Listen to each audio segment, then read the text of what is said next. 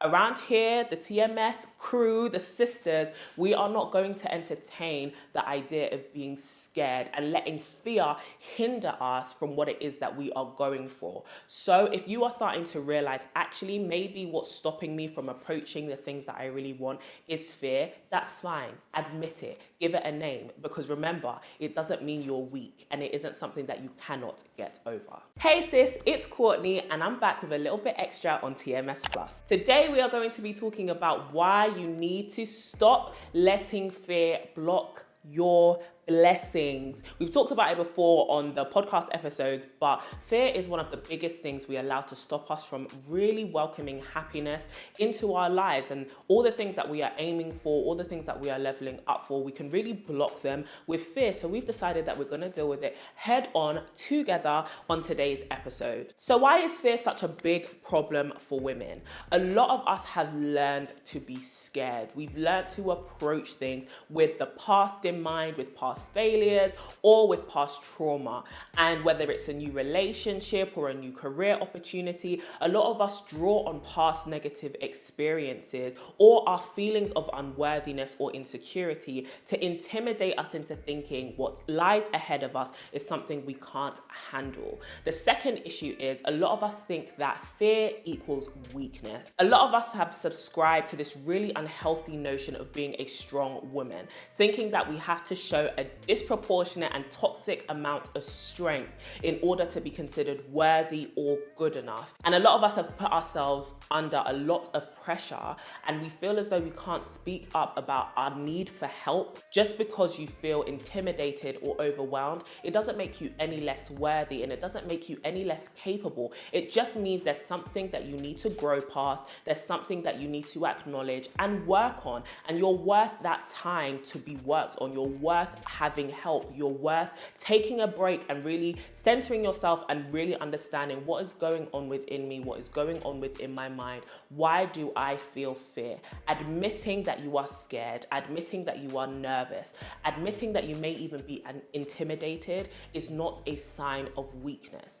Choosing to battle it head on is the ultimate sign of strength and is the ultimate sign of really giving yourself the time and not even the luxury, the necessity needed to be able to approach your goals, approach your plan, approach whatever journey you're on with a good sense of confidence. So how do you overcome fear in your life? Number one, you need to name and shame it. Acknowledge that this is what I am feeling. I am scared. It's so easy to breeze past our feelings of fear and cover them up and allow them to go completely unnoticed and unaddressed because we're used to that being our baseline. We're used to backing away from opportunities. We're used to saying no, or we're used to saying yes when we know we shouldn't. We are used to dealing with fear so much that it is no longer identified as a problem in our lives. We've just come to believe that we are not good enough for things or that we will just never be able to live up to the dreams and the ambitions that we have in our mind. But you need to realize that that thing that rises up inside of you, that feeling of sickness or anxiety that you have when somebody brings you a new opportunity or someone asks you out on that date or you get the opportunity to do something new or you have a new passion project in your mind and in your heart that you want to bring to life, that thing that comes inside of you is fear sometimes. And it's important to acknowledge that this is what it is. When something has a name, it becomes something that we can actually deal with. It becomes something that we can actually address and we feel as though it's not a part of us. It's something we can detach from. But if you leave that emotion nameless, you're going to start thinking it's just a part of who you intrinsically are. And it's not. Around here, the TMS crew, the sisters,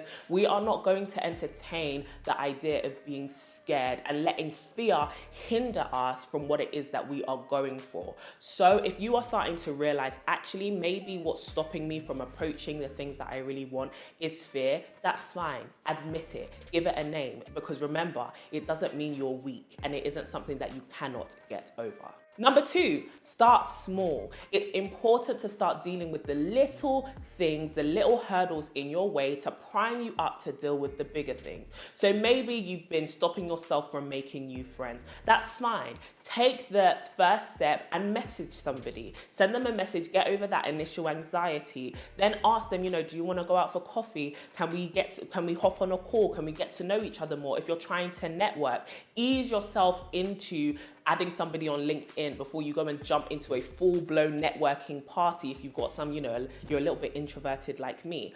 Or if you're looking for that next boo and you're just a bit scared of relationships, just start entering the dating scene, start talking to male friends, start talking to people around you, and just start flirting, just start getting used to being around people who you're romantically attracted to. You don't have to put it out there, hey, I'm looking to date, marry me now or I'm die.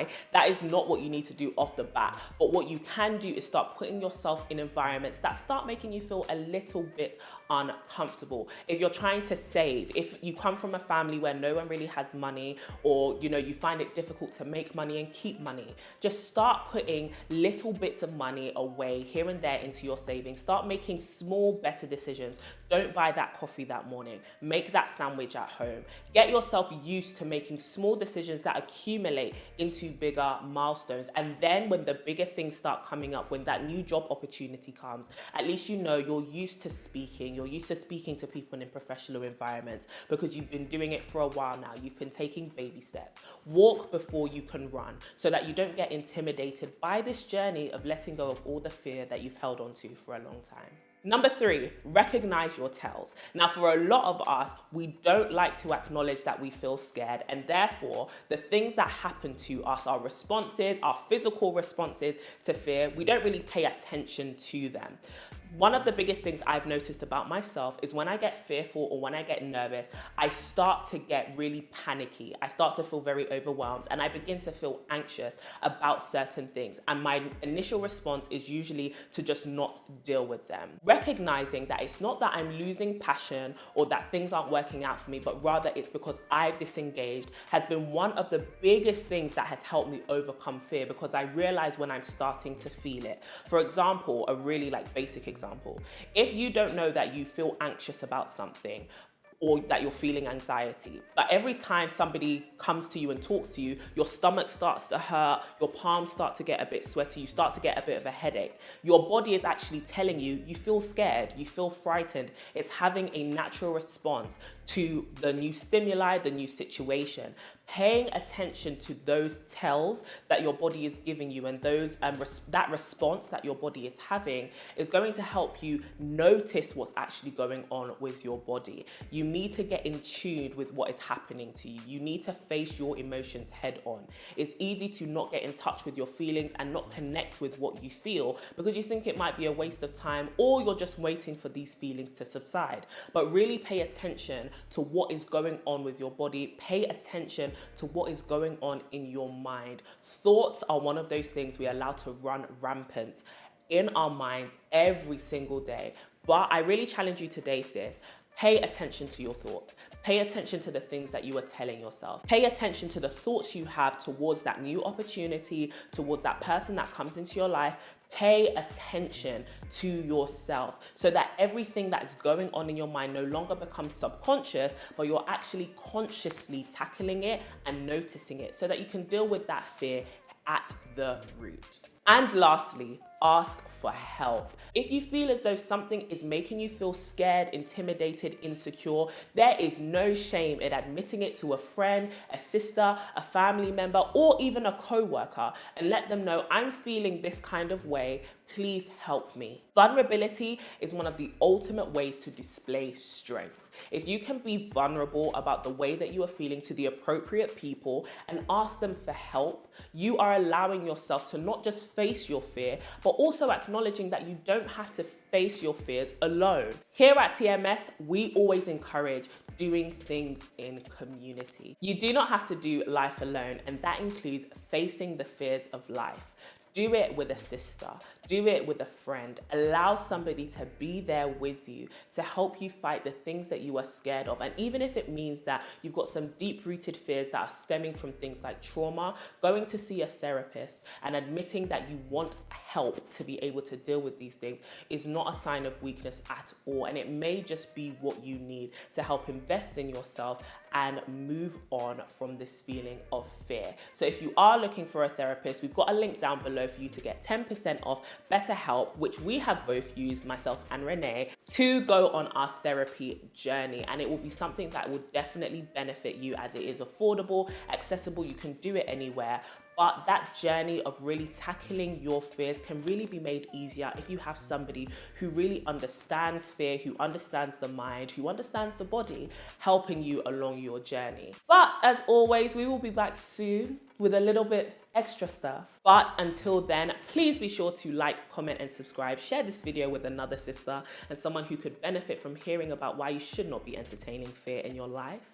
And we will talk to you very soon. And as always, remember, keep glowing and growing.